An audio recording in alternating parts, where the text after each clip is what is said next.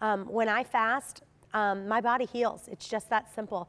You know, I have some issues with psoriasis. I have some swelling in my knee. You know,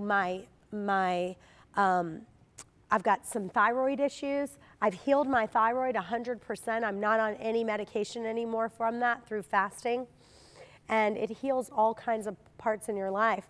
And the biggest thing is the strongholds. Like I said, you know, when I was 21, I used to smoke, and I wasn't able to quit until I started praying and fasting. And every major breakthrough that's happened in my life has been a result of fasting now.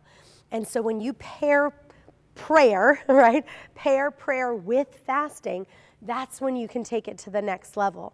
And sometimes you just can't win a stronghold with just willpower. We're just trying to willpower this and willpower this. And, you know, sometimes you can hire the best counselors, the best accountants, the best legal forces, and it's just not going to succeed.